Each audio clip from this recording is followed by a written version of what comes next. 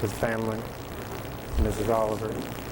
To this day, I still remember her on the witness stand, and how I wanted to die at that moment just watching her, and just because of what I created. But I must say, up to a certain point. And I'd like to thank Lieutenant Oliver's daughter for just looking at this evidence, not just the ballistics, the perjured testimony. I mean, how many perjured testimonies does it take? But I just like to thank her for being courageous and being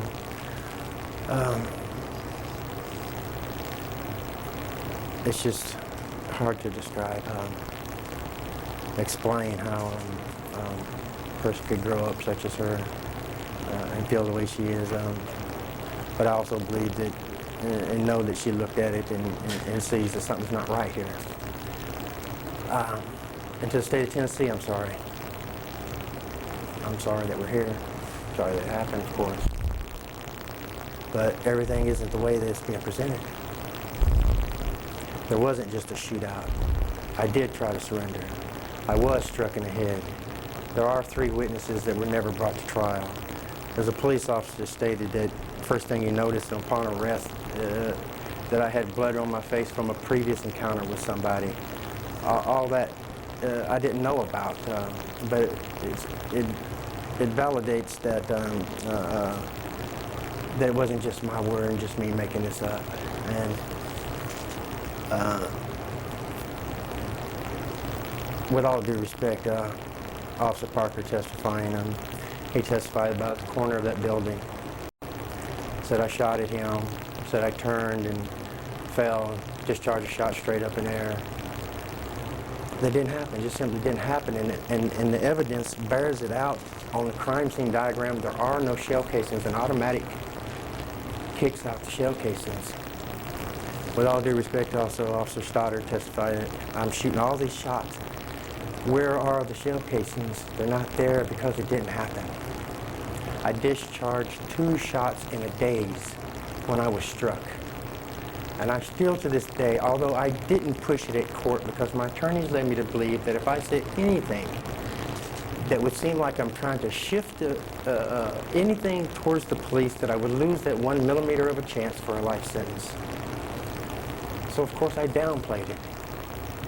But when I was struck, I know that first shot went up in the air, and that bullet that was found the next day that doctor saying O.C. Smith, Mr. Smith, that was found over there by the curb. The state's witness, FBI expert, testified he analyzed that bullet. That bullet had no signs of blood on it, no signs of tissue. I'd be willing to bet you it was that shot, that first shot that went up in the air when it came down and landed on its side. Therefore, the little dent. But it's just, of course, I'm just sorry for all this, but it's just, I mean, is perjured testimony allowed in this country for any sentence, let alone a sentence of death? Why was he strategically placed in between these 2 officers? The man was not there. How did he get the information to collaborate almost 100% everything Officer Stoddard said? Said he was 10 feet away. His car's not in the pictures.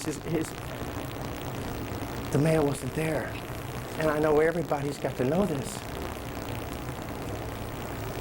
How can anyone go to prison for any type of sentence under such a thing, let alone to their death? We've been trying for 10 years to get an evidentiary hearing. I read an article where, with all due respect to Mr. Summers, saying that he was looking forward to this the last time because we felt we had to withdraw it because of the x-ray needing to be finalized in court. But that he was looking forward to the hearing, you know. Well, why has the state then blocked us so diligently at every turn of trying to get an evidentiary hearing where we could